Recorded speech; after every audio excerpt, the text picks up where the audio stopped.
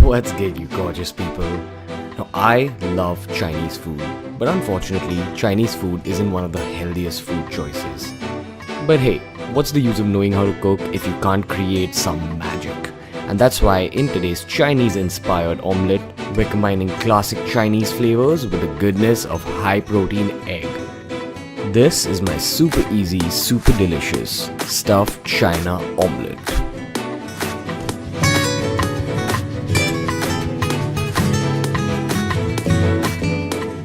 Now today's recipe is going to highlight the different uses, different textures and different flavors of different parts of the spring onion, a staple of Chinese cooking. So let's go over the ingredients for the super easy Chinese omelette. Omelettes, eggs. I'm going with 5 whole eggs here. Next coming the spring onions as I spoke about. Now different parts of it, the head, the neck and the body are used differently in Chinese cooking. So let's talk first about the neck. Personally, this is my favorite part of the spring onion. Starts off a lot of Chinese dishes for me. Next coming to the head of the spring onion, very similar to the average Indian onion that we use. Next coming to the body of the spring onion, primarily used as a garnish. In this case as well, we won't be cooking this too much. Next, optional ingredient, cabbage. Just to give a little bit of freshness and some extra fiber in that omelette. Just like cabbage, next we've got carrots for the same reason, completely optional. Next, not so optional, ginger garlic paste because this is Chinese cooking. And Chinese cooking, the wet ingredients are going to be apple cider vinegar to give some amount of tang and soy sauce for that amazing saltiness. Now this particular omelette, like most beer biceps omelettes, begins with this stuffing. Now for this particular stuffing, you gotta understand the flavor profile that we're going for this Chinese omelette. Now this Chinese omelette is going to be flavored heavily with soy sauce. And to counter that heaviness, we need to stuff the omelette with something fresh, something that's got bite. So I'm going to start with taking the super hot wok, getting a bit of oil inside as I've done here, and begin the cooking process by cooking down some spring onion heads. This is going to give a sweetness and bite in the middle of that Chinese omelette. So go in with just a bit of salt to help the onions to start sweating. But remember, this wok is super hot. It's Chinese cooking we're talking about, so make sure you don't get them all burnt. Next, you can go in with the cabbage because cabbage takes slightly long to cook. And once again, just keep stir frying it. The only kind of human beings who don't like the color orange are the unhappy ones. And the ones who don't eat carrots are the unhealthy ones. And that's why I'm gonna go in with that bowl of carrot.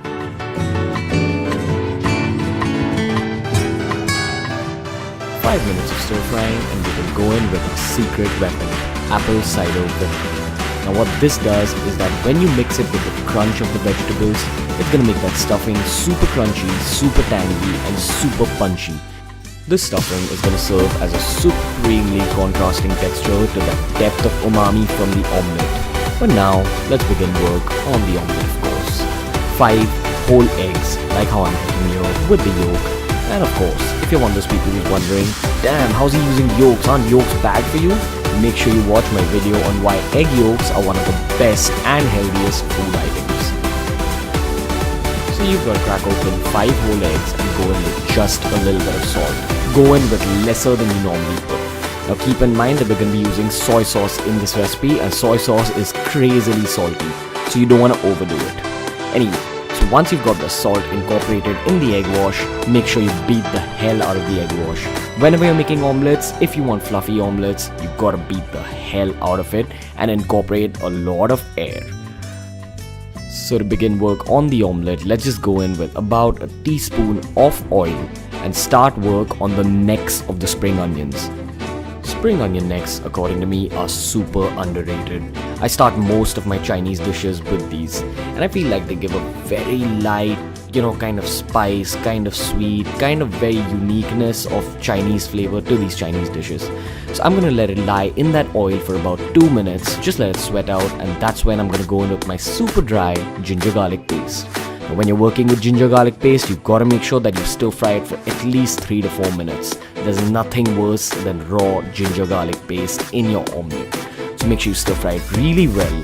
Let all those flavors and all those aromas from the ginger and garlic spread all over your kitchen.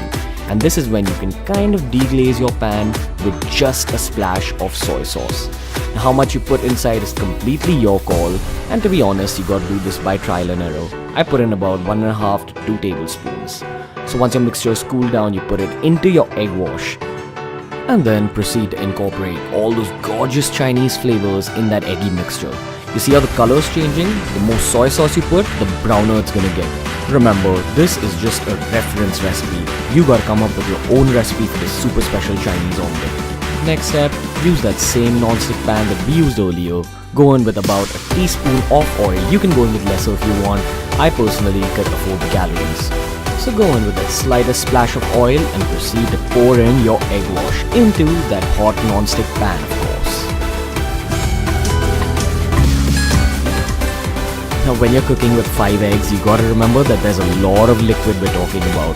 So this is how I like cooking it. I like spreading the liquid to the sides of the pan and then using a spatula or a spoon to kind of just fold in the cooked part of the sides of the omelette. This helps in kind of cooking the omelette faster and makes it a little less runny.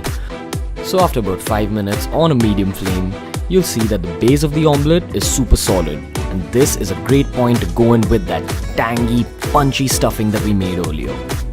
Now personally, how I like doing stuff is I like spreading it all over the omelette equally, because eventually we're gonna try rolling up the omelette. So this omelette will turn into a cute little egg spring roll. So once you see that there's just a little bit of runniness left in that omelette, you can start rolling it up into this cute little egg spring roll, as I call it. So make sure you roll it up like this, and remember, it's still not entirely cooked. So if you're one of those people who doesn't like runny omelettes, just let it sit on that pan for about 2 minutes. But if you like runny omelettes like I do, it's ready to be served up, baby. Serve it up just like you'd serve up a spring roll, because that's how I like doing things. So cut it up into these cubes like this, if you want to make it look a little bit fancy. And once it's cut up the way you want it to be cut up, you can garnish it with those fresh spring onion bodies. But the reason I don't cook it is because I feel like these add a bit of relief to that overall heavy omelette.